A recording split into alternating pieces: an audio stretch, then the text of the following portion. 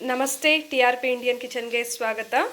ಇವತ್ತು ನಾನು ಕರ್ಜಿಕಾಯಿಗಳನ್ನ ಯಾವ ರೀತಿ ಮಾಡ್ಕೋಬೋದು ಅಂತ ಹೇಳಿ ತೋರಿಸ್ಕೊಡ್ತೀನಿ. ನಾನು 100 ಕರ್ಜಿಕಾಯಿಗಳನ್ನ ಮಾಡ್ಕೊತಾ ಇದ್ದೀನಿ.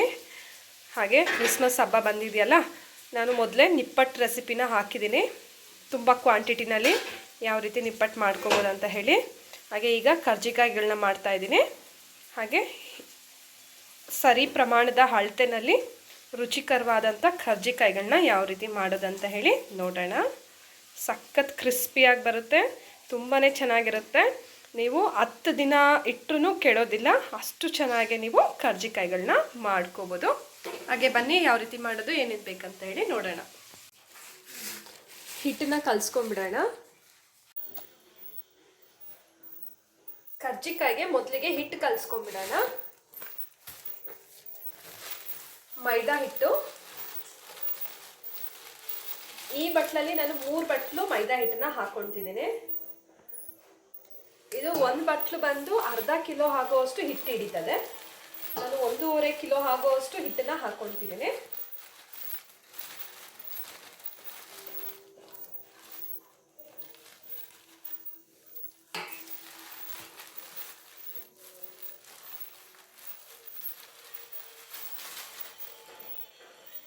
ಮೂರು ಬಟ್ಲು ಹಾಕೊಂಡಿದ್ದೀನಿ ಹಿಟ್ಟು. ಈಗ ಚಿರೋಟಿ ರವೆನೇ ಯೂಸ್ ಮಾಡ್ಕೋಬೇಕು. ಇದು ಬಾಂಬೆ ರವೆ ಹಾಕೋಬೇಡಿ, ಕರ್ಜಿಕಾಯಿ ಗರಿ ಗರಿಯಾಗಿ ಬರುತ್ತೆ ಚಿರೋಟಿ ರವೆ ಹಾಕೋದ್ರಿಂದ. ಇದಕ್ಕೆ ಅರ್ಧ ಕಿಲೋ ಆಗೋಷ್ಟು ಚಿರೋಟಿ ರವೆ ಹಾಕ್ಕೊಳ್ತಿದ್ದೀನಿ.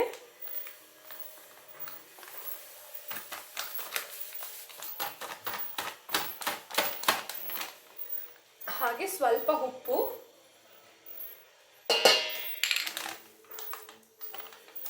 ಹಾಗೆ ಒಂದು ಸ್ವಲ್ಪ ಉಗುರು ಬೆಚ್ಚಗಿರೋ ಅಂತ ಎಣ್ಣೆ. ಇದು 1/4 ಲೀಟರ್ ಎಣ್ಣೆ ಹಾಕೊಂಡಿದ್ದೀನಿ. ಈಗ ಪೂರ್ತಿ ಮಿಕ್ಸ್ ಮಾಡ್ಕೊಂಡ್ಬಿಡೋಣ.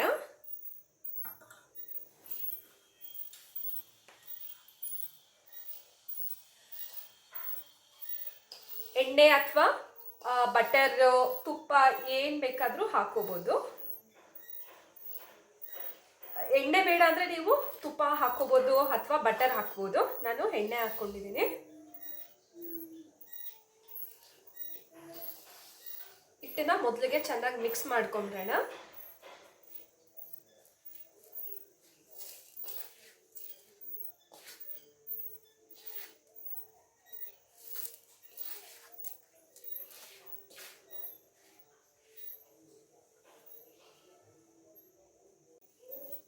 ಹಿಟ್ಟು ಚೆನ್ನಾಗಿ ಮಿಕ್ಸ್ ಆಗಿದೆ. ಉಪ್ಪು ಹಾಕೊಂಡಾಗ ಈ ಹಿಟ್ಟಿಗೆ ಸರಿ ಸಮ ಉಪ್ಪು ಹಾಕ್ಕೊಬೇಕು ಅಂತ ಹಾಕೊಂಬೇಡಿ. ಸ್ವೀಟ್ ಮಾಡೋದ್ರಿಂದ ನಾವು ಅದು ತಿನ್ನುವಾಗ ನಮಗೆ ಉಪ್ಪಿರುತ್ತೆ. ಹಾಗಾಗಿ ಸ್ವಲ್ಪ 1/4 ಸ್ಪೂನ್ ಉಪ್ಪು ಹಾಕಿದ್ರೆ ಸಾಕು. ಈಗ ಪೂರಿ ಹಿಟ್ಟಿನ ಅದಕ್ಕೆ ಕಲಿಸ್ಕೊಂಡ್ಬಿಡೋಣ. ನೀರು ಹಾಕ್ಕೊಂಡ್ತಾ ಇದ್ದೀನಿ.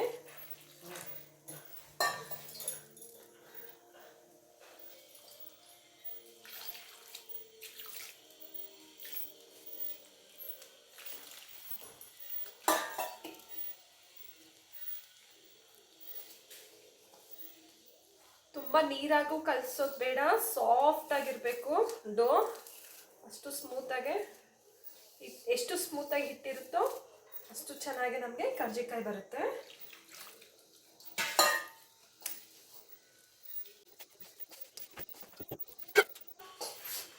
ನೋಡ್ಬೋದು, ಹಿಟ್ಟು ಚೆನ್ನಾಗಿ ನಾನು ಕಲಿಸ್ಕೊಂಡಿದ್ದೇನೆ. ಒಂದೊಂದೇ ಉಂಡೆ ಮಾಡ್ಕೊಂಬಿಡೋಣ. ಮಾಮೂಲಿ ನಾವು ಪೂರಿಗೆ ಹಿಟ್ಟು ಯಾವ ರೀತಿ ಎತ್ಕೊಂಡು ಉಜ್ತೀವಲ್ಲ, ಹಾಗೆ ಕರ್ಜಿಕಾಯಿಗೂ ಎತ್ಕೊಂಬಿಡೋಣ. ಇದೊಂದು 5 ನಿಮಿಷ ಸೆಟ್ ಆಗಕ್ಕೆ ಇಟ್ಬಿಡೋಣ. ಇದ್ರ ಮೇಲೆ ಏನಾದರೂ ಒಂದು ಮುಚ್ಚಳ ಮುಚ್ಚಿ ಇಟ್ಬಿಡೋಣ. ನೋಡ್ಬೋದು, ಪಾತ್ರೆಗೆ ಹಿಂಟೀಗ ಅಂಟ್ತಾ ಇಲ್ಲ. ಅಂಟದಿರೋ ಹಾಗೆ ನಾವು ಇದನ್ನು ಚೆನ್ನಾಗಿ ನಾದ್ಕೋಬೇಕು. ಚೆನ್ನಾಗಿ ಹಿಟ್ಟು ನಾದ್ಕೊಂಡಿದ್ದೇನೆ ನೋಡಿ.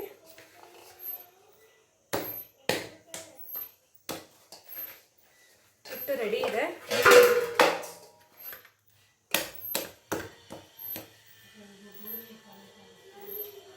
ಹೀಗೆ ಹಿಟ್ಟೆತ್ತಿ ಒಂದೊಂದೇ ಉಂಡೆ ಆರಾಮ್ಸೆ ಹಿಡಿದು ಬಿಡ್ಬೋದು. ಈಗ ನೋಡಿ, ಈಗಲೇ ತಕ್ಷಣನೂ ಮಾಡಿದ್ರೆ ನಿಮಗೆ ಇದು ಚೆನ್ನಾಗೇ ಬರುತ್ತೆ, ಏನು ತೊಂದರೆ ಇಲ್ಲ. ನಾನೊಂದು 5 ನಿಮಿಷ ರೆಸ್ಟ್ ಆಗಕ್ಕೆ ಇಡ್ತೀನಿ. ಅಷ್ಟರಲ್ಲಿ ಹೂರಣ ರೆಡಿ ಮಾಡ್ಕೊಂಬಿಡೋಣ.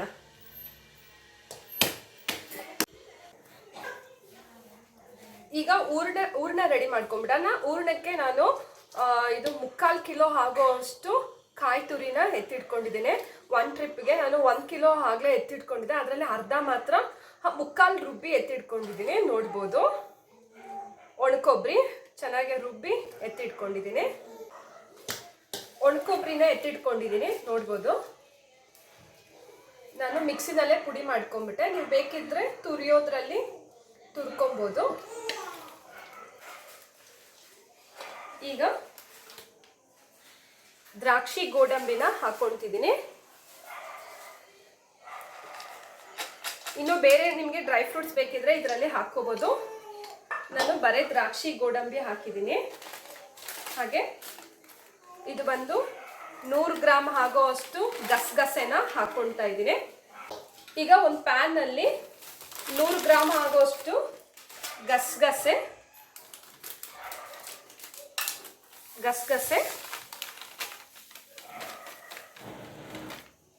ಹಾಗೆ ಬಿಳಿ ಎಳ್ಳು 100 ಗ್ರಾಮ್ ಇದೆ ಇದು. ಹಾಗೆ ಈ ಒಂದು ಬಟ್ಲಲ್ಲಿ ಹಾಕುವಷ್ಟು ಬಿಳಿ ಎಳ್ಳು. ಟೋಟಲ್ ಇದಕ್ಕೆ 150 ಗ್ರಾಮು ಎಳ್ಳು ಹಾಕಿದ್ದೀನಿ, 100 ಗ್ರಾಮು ಗಸಗಸೆ. ಇದನ್ನ ಒಂದು ಸ್ವಲ್ಪ ಉಗುರು ಬೆಚ್ಚಗೆ ಮಾಡಿ ನಾವು ಇದರಲ್ಲಿ ಹಾಕೋಬಿಡೋಣ ಮಿಶ್ರಣದಲ್ಲಿ. ಈಗ ಸ್ಟವ್ ಮೇಲೆ ಇಟ್ಟು ಒಂದು ಸ್ವಲ್ಪ ಉಗುರು ಬೆಚ್ಚಗೆ ಮಾಡ್ಕೊಂಬರ್ತೀನಿ. ಈಗ ಗಸಗಸೆ ಹಾಗೆ ಒಂದು ಸ್ವಲ್ಪ ಬಿಳಿ ಎಳ್ಳನ್ನ ನಾನು ಒಂದು ಸ್ವಲ್ಪ ಬಿಸಿ ಮಾಡಿ ಎತ್ತಿಟ್ಕೊಂಡಿದ್ದೀನಿ. ಅದನ್ನು ಇದರಲ್ಲಿ ಮಿಕ್ಸ್ ಮಾಡ್ತಾ ಇದ್ದೀನಿ. ಗಸಗಸೆನ ಇದು ಫುಲ್ ಮಿಕ್ಸ್ ಮಾಡಿ ಕೊಡ್ತೀನಿ, ತಿನ್ನಕ್ಕೆ ಚೆನ್ನಾಗಿರುತ್ತೆ. ನನಗೆ ಸ್ಪೂನ್ ಹಾಕ್ಕೊಡ್ತೀನಿ. ಓಕೆ, ಹಾಕ್ತೀನಿ. ಹಾಗೆ ಒಂದು 10 ಏಲಕ್ಕಿನ ಒಂದು ಸ್ವಲ್ಪ ಸಕ್ಕರೆ ಹಾಕ್ಕೊಂಡು ಪುಡಿ ಮಾಡಿ ಎತ್ತಿಟ್ಕೊಂಡಿದ್ದೀನಿ, ಅದನ್ನು ಹಾಕ್ಕೊಂಡ್ಬಿಡೋಣ.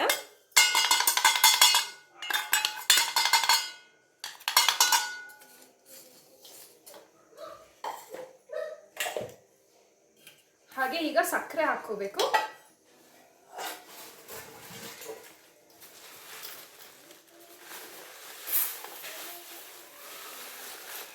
ನಾನು ಇದೊಂದು ಬಟ್ಲು ಪೂರ್ತಿ ಹಾಕ್ಕೊಳ್ತಿದ್ದೀನಿ, ನೋಡ್ಬೋದು. ಇದು ಅರ್ಧ ಕಿಲೋ ಆಗೋಷ್ಟು ಸಕ್ಕರೆ ಹಾಕಿದ್ದೀನಿ. ನಿಮಗೆ ಇನ್ನೂ ಸಕ್ಕರೆ ಬೇಕಿದ್ರೆ ಹಾಕೋಬೋದು, ರುಚಿಗೆ ತಕ್ಕಷ್ಟು ಸಕ್ಕರೆ ಹಾಕೋಬೋದು.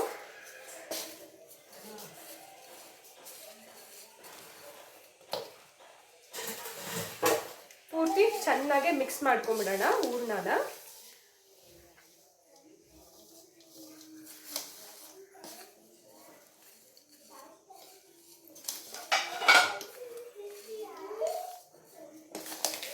ಈ ರೀತಿ ಮಿಕ್ಸ್ ಮಾಡ್ಕೊಂಬಿಡೋಣ.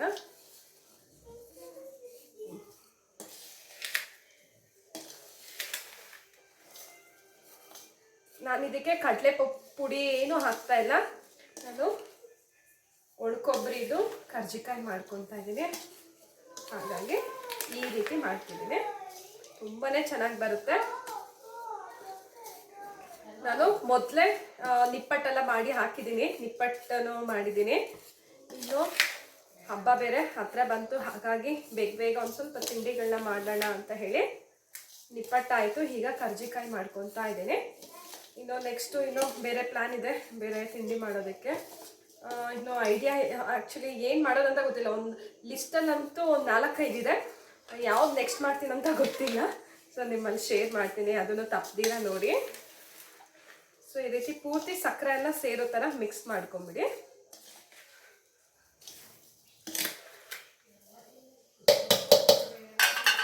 ಮಿಕ್ಸ್ ಆಗಿದೆ. ಒಂದು ಸ್ವಲ್ಪನೂ ನೀರು ತಾಗಿಸ್ಕೋಬೇಡಿ, ನೀರು ತಾಗಿದ್ರೆ ಹಾಳಾಗುತ್ತೆ.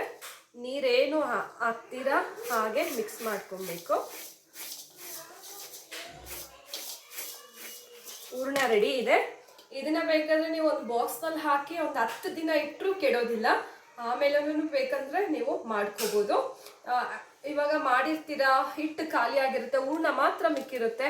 ಆಗ ನೀವು ಫ್ರಿಜ್ನಲ್ಲಿ ಒಂದು ಟೈಟ್ ಆಗಿರೋವಂಥ ಬಾಕ್ಸ್ನಲ್ಲಿ ಹಾಕಿ ಮುಚ್ಚಳ ಮುಚ್ಚಿ ಎತ್ತಿಸ್ಬಿಡ್ಬೋದು, ಹಾಳಾಗೋದಿಲ್ಲ. ನೋಡಿ ರೆಡಿ ಇದೆ ಈಗ ಹೂರ್ಣ. ಈಗ ನಾವು ಕರ್ಜಿಕಾಯಿಗೆ ಹಿಟ್ಟನ್ನ ಉಂಡೆ ಹಿಡಿದು ಉಜ್ಜಿ ಆಮೇಲೆ ಹಿಟ್ಟೊಳಗಡೆ ಹೂರ್ಣನ ಹಾಕಿ ಎಣ್ಣೆನಲ್ಲಿ ಕರೆದು ಬಿಡೋಣ. ಹಿಟ್ಟು ನೋಡ್ಬೋದು ಚೆನ್ನಾಗಿ ಸಾಫ್ಟ್ ಆಗಿದೆ. ಹಿಂಗೆ ಎತ್ತಿದ ತಕ್ಷಣ ಆರಾಮ್ಸೆ ಬರುತ್ತೆ ಉಂಡೆಗಳು. ನೋಡಿ ಉಂಡೆ ಮಾಡ್ಕೊತೀವಲ್ಲ ಆ ರೀತಿ ಉಂಡೆ ಮಾಡ್ಕೊಂಬಿಡೋಣ. ನಾನೆಲ್ಲ ಒಂದು ಸ್ವಲ್ಪ ಉಂಡೆಗಳನ್ನ ಮಾಡಿ ಎತ್ತಿಟ್ಕೊಂಡಿದ್ದೇನೆ. ಒಂದು ರೌಂಡ್ಗೆ ಎಷ್ಟು ಬೇಕೋ ಅಷ್ಟು ಮಾಡ್ಕೊತಾ ಇದ್ದೀನಿ. ಆಮೇಲೆ ಇನ್ನೊಂದು ಸ್ವಲ್ಪ ಮಾಡೋಣ ಅಂತ ಹೇಳಿ. ಆದರೆ ಹಿಟ್ಟನ್ನ ಹಾಗೆ ಬಿಡಬೇಡಿ, ಮೇಲೆ ಎಲ್ಲ ಒಣಗೋಗಿದ್ದಂಗೆ ಆಗುತ್ತೆ. ಈ ರೀತಿ ಏನಾದರೂ ಒಂದು ಪ್ಲೇಟು ಏನಾದರೂ ಒಂದು ಮುಚ್ಚಳ ಮುಚ್ಚಿ ಹಿಟ್ಟನ್ನ ಇಟ್ಬಿಡಿ, ಅಥವಾ ಬಟ್ಟೆ ಏನಾದರೂ ಮುಚ್ಚಿ ಹಿಟ್ಟನ್ನ ಇಡ್ಬೋದು. ನೋಡ್ಬೋದು ಉಂಡೆಗಳಾಗಿದೆ. ಈಗ ನಾವು ಎಲ್ಲನೂ ಉಜ್ಕೊಂಡು ಇದರಲ್ಲಿ ಹೂರ್ಣ ತುಂಬಿಡೋಣ. ನೋಡ್ಬೋದು ಉಜ್ತಾ ಇದ್ದೀನಿ ಎಲ್ಲ ಹಿಟ್ಟನ್ನ. ಈ ರೀತಿ ಪೂರಿಗೆ ಯಾವ ರೀತಿ ನಾವು ಉಜ್ಕೊತೀವಲ್ಲ ಅದೇ ರೀತಿ ಉಜ್ಜಿ ಎಲ್ಲ ಹಿಟ್ಟಲ್ಲಿ ಹೂರ್ಣ ಇಟ್ಟು ನಿಮ್ಗೆ ಯಾವ ಡಿಸೈನ್ ಬೇಕೋ ಆ ಡಿಸೈನಲ್ಲಿ ನೀವು ಮಾಡ್ಕೋಬೋದು. ಹೂರ್ಣ ನೋಡ್ಬೋದು, ಈ ಪಾತ್ರೆ ಪೂರ್ತಿ ಹೂರ್ಣ ಇದೆ. ಈ ರೀತಿ ಒಂದು ಸಣ್ಣ ಸ್ಪೂನಲ್ಲಿ ಈ ರೀತಿ ಹೂರ್ಣ ಹಾಕೊಂಡ್ಬಿಡ್ತೇವೆ. ಮಧ್ಯದಲ್ಲಿ ಹೂರ್ಣ ಹಾಕಿ ಹಿಟ್ಟನ್ನ ಈ ರೀತಿ ಮಡಚಿ ಇಟ್ಬಿಡೋದು. ಈ ರೀತಿ ಲಾಕ್ ಮಾಡ್ಕೊಳ್ಳಿ. ಹಿಟ್ಟು ಸಕ್ಕ ಸಾಫ್ಟ್ ಆಗಿದೆ, ತುಂಬಾನೇ ಚೆನ್ನಾಗಿದೆ. ಹಾಗಾಗಿ ಎಣ್ಣೆನೂ ಯೂಸ್ ಮಾಡ್ತಿಲ್ಲ, ನೀರು ಹಾಲು ಏನು ಬೇಡ, ಡೈರೆಕ್ಟಾಗಿ ನೀವು ಮಾಡ್ಕೋಬೋದು. ಆರಾಮ್ಸೆ ಬರುತ್ತೆ ನಿಮಗೆ ಹಿಟ್ಟು ಎತ್ತುವಾಗ. ನೋಡಿ ಡೈರೆಕ್ಟಾಗಿ ಈಗ ಎಣ್ಣೆನಲ್ಲಿ ಹಾಕೋಬೋದು. ಕರ್ಜಿಕಾಯಿಗಳು ರೆಡಿ ಆಗ್ತಾ ಇದೆ, ತುಂಬಾ ಚೆನ್ನಾಗಿ ಬರ್ತಿದೆ.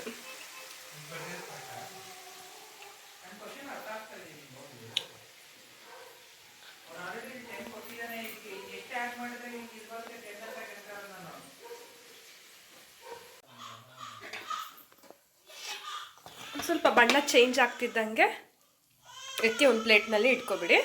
ಈಗ ಪುನಃ ಇನ್ನೊಂದು ಸ್ವಲ್ಪ ಹಾಕೋಬಿಡೋಣ. ಇನ್ನೊಂದು ಬ್ಯಾಚು ಹಾಕ್ಕೊಳ್ತಾ ಇದ್ದೀವಿ.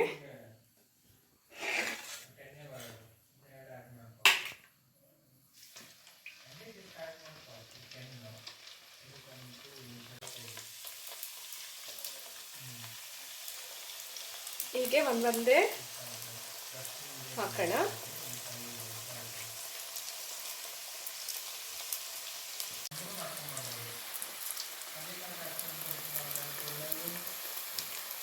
ನಾನು ಕಲಸಿರೋ ಹಿಟ್ಟು ಹಾಗೆ ಹೂರ್ಣ ಒಂದು 100 ಆಗೋವಷ್ಟು ಕರ್ಜಿಕಾಯಿಗಳು ರೆಡಿ ಆಗುತ್ತೆ.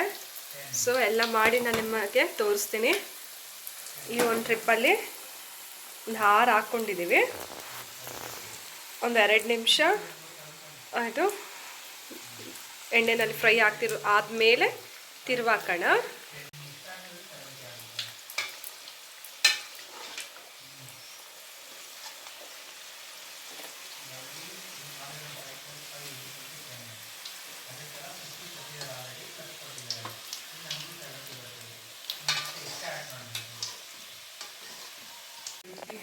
ಬಿಸಿ ಬಿಸಿ ಕರ್ಜಿಕಾಯಿ ರೆಡಿ ಆಗಿದೆ.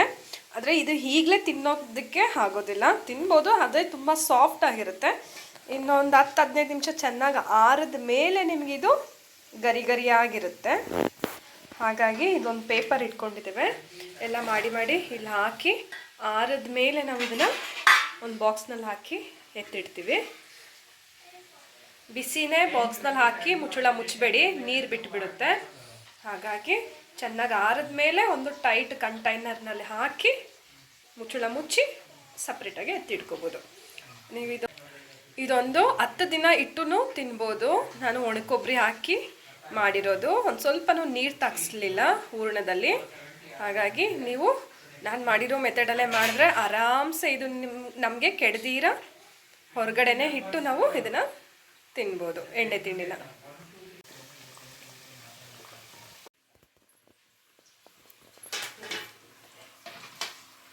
ಎಲ್ಲ ಕರ್ಜಿಕಾಯಿಗಳನ್ನ ರೆಡಿ ಮಾಡ್ಕೊತಾ ಇದ್ದೀವಿ, ನೋಡ್ಬೋದು. ಇಷ್ಟು ಮಾಡಿ ಎತ್ತಿಟ್ಕೊಂಡಿದ್ದೀವಿ ಈಗ.